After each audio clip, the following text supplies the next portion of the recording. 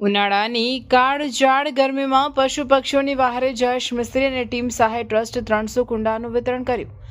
શહેરમાં વધતા જતા તાપમાન અને ઘટતા કુદરતી જળ સ્ત્રોતો વચ્ચે આબોલ પશુ પક્ષીઓની તરસ છિપાવવા માટે સામાજિક કાર્યકર જયેશ મિસ્ત્રી દ્વારા એક પ્રેરણાદાયી સેવાકીય કાર્યક્રમ યોજવામાં આવ્યો હતો।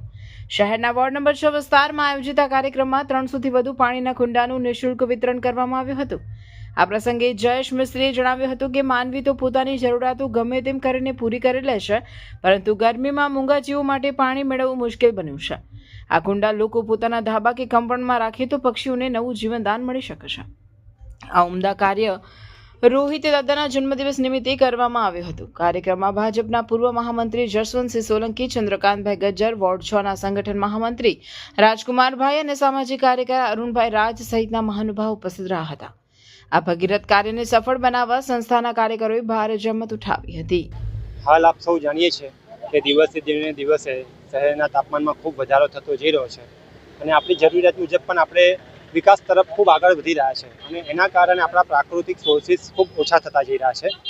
આપણે સૌ જાણીએ છીએ કે મનુષ્ય તો એક બુદ્ધિજીવી છે જે પોતાના જ્ઞાનનો અને સંસાધનોનો ઉપયોગ કરી અને બોરિંગ જેવા સાધનોનો ઉપયોગ કરીને જમીનમાંથી પાણી કાઢીને પોતાની જરૂરિયાત પૂર્ણ કરી શકે છે। પણ મૂંગા જીવો અને પક્ષીઓના જે જળ સ્ત્રોત ઓછા થઈ રહ્યા છે એમને જળ સ્ત્રોત નાના જળ સ્ત્રોત મળી રહે, જેમ કે આ કુંડા લોકો અમારી પાસેથી લઈ જઈને એમના ધાબે મૂકી શકશે, વાડીમાં મૂકી શકશે, કમ્પાઉન્ડમાં મૂકી શકશે, રસ્તા પર મૂકી શકશે।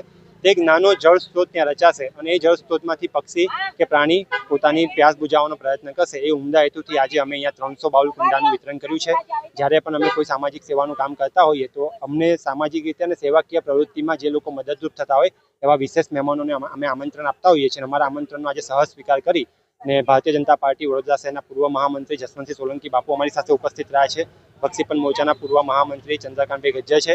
જે વિસ્તારમાં જે કાર્યક્રમ છે વોર્ડ નંબર 6 છે એ વોર્ડ નંબર 6ના સંગઠન મહામંત્રી રાજકુમારભાઈ પણ અમારી સાથે ઉપસ્થિત રહ્યા છે। સાથે આ વિસ્તારના સામાજિક કાર્યકર અરુણભાઈ રાજ છે। જે દાદાની આજે જન્મદિવસ છે એ દાદા રોહિત દાદા એમના પોતાના પરિવાર સાથે પ્રત્યક્ષ અહીંયા સેવાકીય કાર્યમાં ઉપસ્થિત રહ્યા છે અને અમારા સંસ્થાના કાર્યકર્તાઓ બધાના પ્રયત્ન થકી આ કાર્યક્રમને આજે અમે સફળ બનાવ્યો છે।